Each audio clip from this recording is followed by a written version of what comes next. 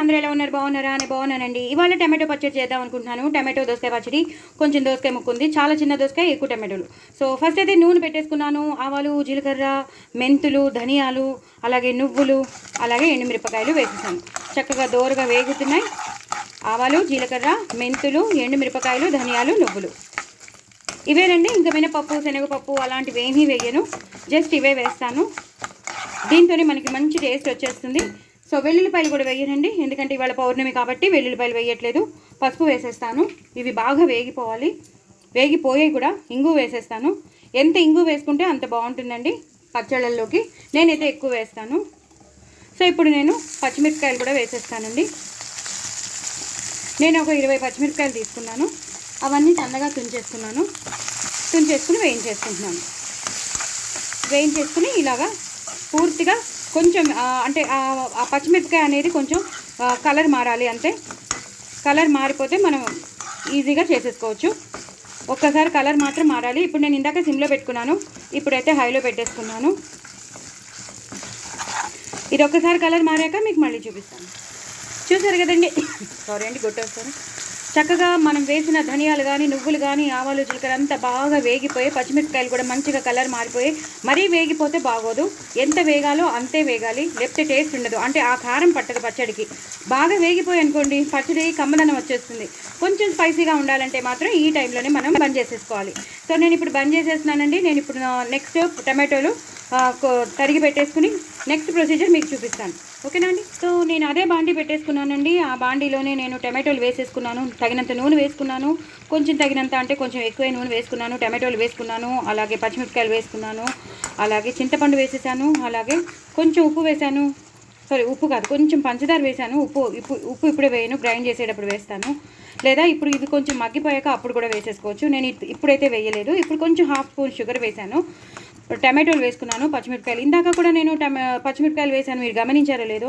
అక్కడ కూడా పచ్చిమిరపకాయలు వేసాను, ఇక్కడ కూడా పచ్చిమిరపకాయలతోనే ఈ టమాటోస్ని నేను ఉడకబెట్టేస్తాను. సో ఎప్పుడైతే ఈ పచ్చిమిరపకాయలు, టమాటోలు ఉడుకుతాయో మంచి ఫ్లేవరే కాకుండా టేస్ట్ కూడా ఎన్హాన్స్ అయిపోతుంది.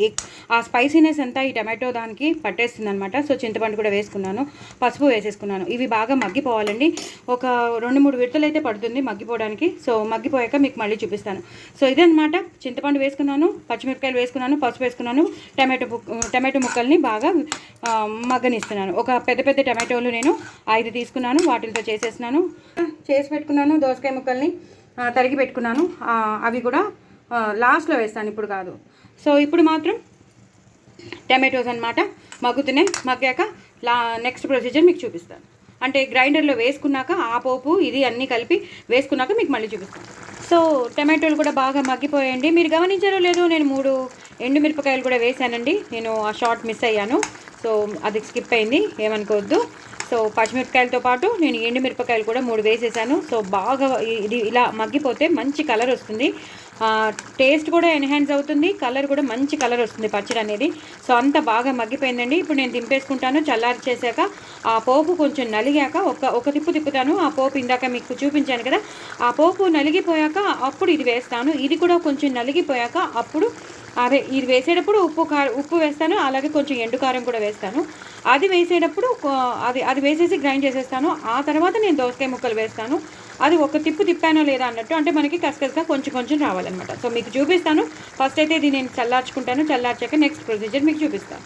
ఇలా మరుగుతున్నప్పుడే మనం కొత్తిమీర వేసేసుకోవాలండి. ఎక్కువ కొత్తిమీర, ఫ్రెష్ కొత్తిమీర తెప్పించుకోండి. కొత్తిమీర లేదే అసలు స్టార్టే చేయొద్దండి. ఎక్కువ కొత్తిమీరతో చేస్తున్న పచ్చడి ఇది. ఎక్కువ పచ్చిమిరపకాయలు, అలాగే ఎక్కువ కొత్తిమీరతో చేస్తున్న పచ్చడి కాబట్టి చాలా టేస్టీగా ఉంటుంది. అంతే. ఇప్పుడు వెంటనే బంద్ చేసేయాలండి, ఎక్కువసేపు ఉంచకూడదు, ఎందుకంటే దాని టేస్ట్ పోతుంది. సో ఒక్కసారి ఇలా అనేసి మొత్తం ఆ కొత్తిమీర మొత్తం ఇందులోకి వెళ్ళిపోవాలి. సో మొత్తం ఇలా అనేసాక నేను బంద్ చేసేస్తాను. ఒకవేళ ఎక్కువసేపు ఉంచేసారనుకోండి, మనకి ఆ కొత్తిమీర ఫ్లేవర్ అనేది రాదు. మనకి ఆ కొత్తిమీర ఫ్లేవర్ వస్తేనే టేస్టీగా ఉంటుంది. సో నేను బంద్ చేసేస్తున్నానండి. బంద్ చేసేసాను.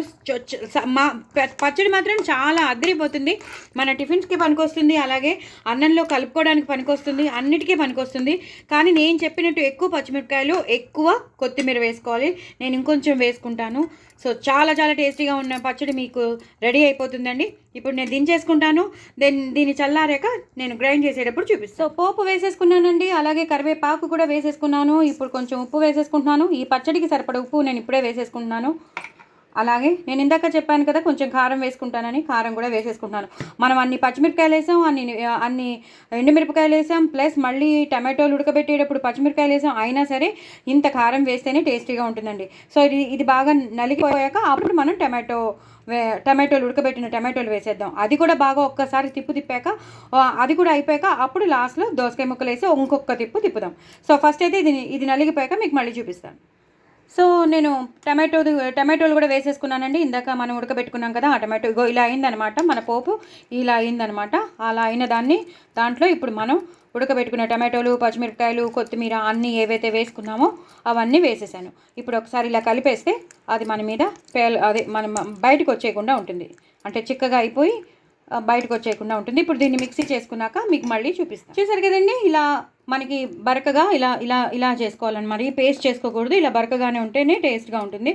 ఇప్పుడు నేను చెప్పాను కదండి దోసకాయ ముక్కలు వేసానని. సో దోసకాయ ముక్కలు నేను వేసేస్తున్నాను.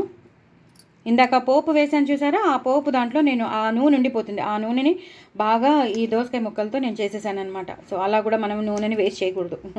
ఓకే, నేను ఇవి ఒక్క తిప్పుతానండి. ఒక్క తిప్పితే అది చిన్న చిన్న ముక్కలుగా అయిపోతుంది. అప్పుడు మనకి పంట కిందకి వస్తే చాలా బాగుంటుంది. సో ఒక్క తిప్పండి, ఎక్కువ తిప్పద్దు. ఓకేనా? ఒక్క తిప్పాక మీకు మళ్ళీ చూపిస్తాను. చూసారు కదండి, ఇలా వస్తుంది అనమాట. ఒక తిప్పితే మనకి ఇంత బరగ్గా వస్తుంది. అక్కడక్కడ మనకి దోసకాయ ముక్కలు ఉంటాయన్నమాట. మీకు కనిపిస్తూ ఉంటుంది కదా. సో అప్పుడప్పుడు మనకి నోట్లోకి వస్తూ ఉంటుంది. ఇలా చేసేసుకుంటే చక్కగా వేడి అన్నంలో తింటే, పచ్చిమిరపకాయ నంచుకొని తింటే బాగుంటుంది. అదే మామూలు కార్తీక సోమవారం కాకుండా కార్తీక మాసం మనం తినని రోజులు మామూలుగా తినచ్చు అన్నప్పుడు ఉల్లిపాయ నంచుకుంటే కూడా చాలా బాగుంటుంది.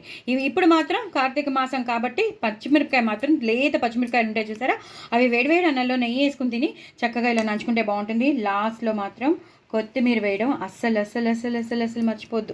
చాలా చాలా టేస్టీగా ఉంటుంది. దాన్ని ఇట్లా కలిపేయాలి.